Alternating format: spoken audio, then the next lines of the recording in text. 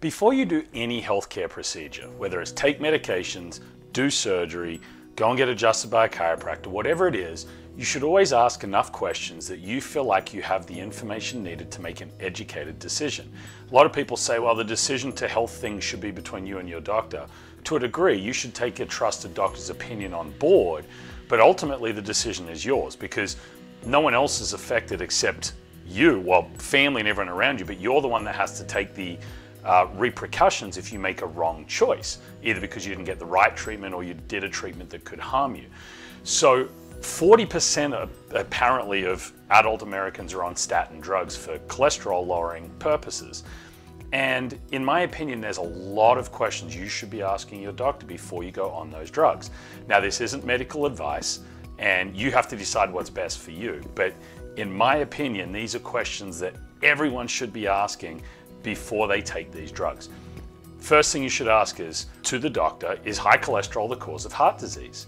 And again, it's interesting to see what they answer because the research is very, very mixed on this. And actually, if you really dive into the research, there's not much at all that's actually linking high cholesterol, if you just take cholesterol, with heart disease. There's a lot of other factors there. So if your doctor says yes and dismisses everything else, you might want to go and find a different doctor. The next question to ask is, what percentage of people who have heart attacks also have high cholesterol? Because if you go and look at the numbers, you'd be pretty surprised. It's very close to 50% of people, meaning half the people who have heart attacks have high cholesterol, half the people who have heart attacks don't have high cholesterol. So you can see why high cholesterol alone probably isn't a great measure for if you're gonna have a heart attack or not. The next thing to ask, and this one's very, very important, ask them what the NNT is, or the number needed to treat. What this means is how many people need to take a specific medication for a period of time to prevent a heart attack. Now, if you look at the research here, it's anywhere 50 to about 200 people need to take a statin every day for 5 years to prevent one heart attack. And if you look at a lot of the research on this, they'll say to prevent one non-life-threatening heart attack. So if it's the upper numbers, 200 people a day times 365 days a year times 5 years, that is a lot of medication that people are taking for one of those people not have one life-threatening heart attack. It hardly seems worth it if there's any trade-off or risk at all. Then ask them, what's the research show about safety and efficacy of statins? But what's the research show that's not drug company funded? Because the efficacy probably isn't as good as you've been led to believe. And again, I'm not saying that no one should take statins. I'm just saying that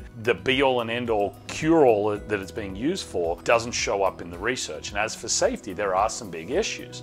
So that leads to the next question you should ask. What are the potential side effects of taking statins? And could those side effects be worse than having high cholesterol? Let's see what your doctor says to that. If they say there's no harm in taking them, then that's not true. Now, is everyone going to be harmed by taking statins? Not necessarily, but there's absolutely a significant risk profile that comes with it. On top of that, ask what happens if I don't have enough cholesterol? Is that more dangerous than high cholesterol? Because every cell in your body needs cholesterol, and a lot of the symptoms that come about from statins are because your cholesterol gets too low, which can actually in many cases be far more dangerous than having high cholesterol. Then you really want to push this point. Doctor, what have you tested other than just my standard cholesterol panel of cholesterol, HDL, LDL, triglycerides? If just my cholesterol is high, why are you putting me on medications if you haven't yet run other tests like LDL-P, which is the particle number of the LDL? Because we now know that LDL alone isn't actually the bad cholesterol like we thought it was. Have they tested the small density LDL, the oxidized LDL?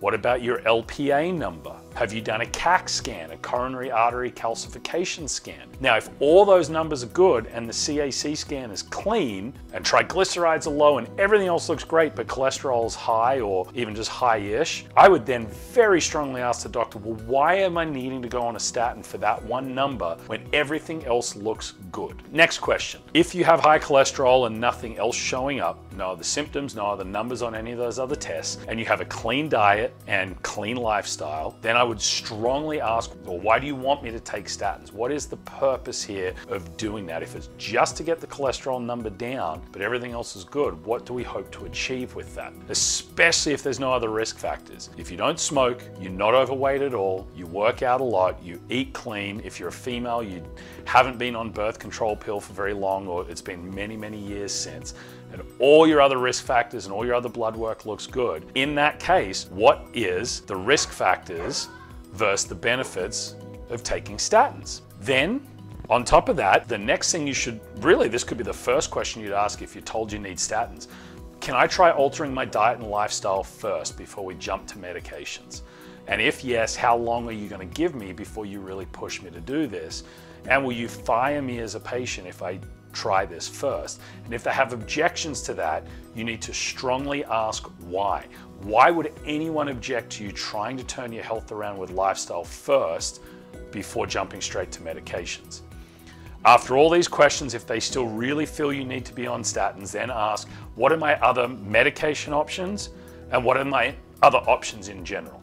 Are statins my only option if I'm going to medicate? Another great question to ask is, have you calculated my Framingham risk score? The Framingham risk score shows what's your likelihood of having a heart attack in the next 10 years. If that's very, very low, again, I would ask, why do I need to be on statins? Another very important question to ask them is, what percentage of your patients with high cholesterol are put on statins before you try and change lifestyle? Hey, Dr. Rodney here. If you want to get my free PDF, 5 hacks for boosting your immune system, just go into the description of this video, click on the link, download it, and if you have any questions on it, just send me a message and I'll help you out with it. So everyone who's got high cholesterol, do you just put them on statins, or do you give them a certain amount of time to change lifestyle first? What time frame do you give them? And what percentage of people do you manage to turn around without needing the drugs? Also, what percentage of your patients are on statins forever versus how many get off? Do only 10% of people on statins ever come off them? Or is it 90%? If it's 90%, I'd feel more comfortable that this doctor wants to help you turn your lifestyle around and they feel that you need statins short term. That might be a different conversation to just being on them forever.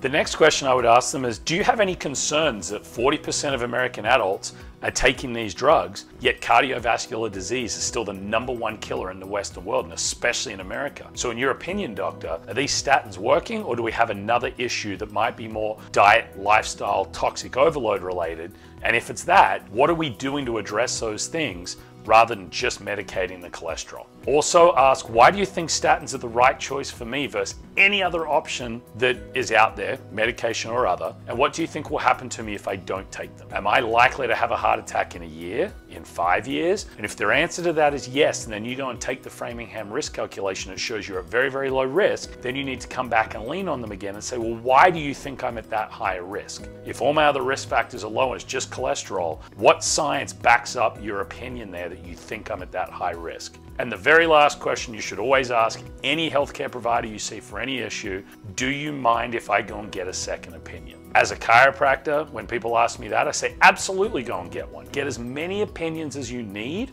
because you need to be clear about what treatment you're going to do and the potential outcomes and benefits and potential risks, and also what will happen if you don't do that treatment. Get as many opinions as you need. And any doctor who is comfortable that they're giving you the best advice will tell you that, because they know that the truth is going to come through, and hopefully you're going to see that and come back and do their proposed treatment plan. So if this video brings up more questions for you, or you're not sure how to approach this, or you don't know what any of these tests are, just leave a comment below and I'll answer those for you.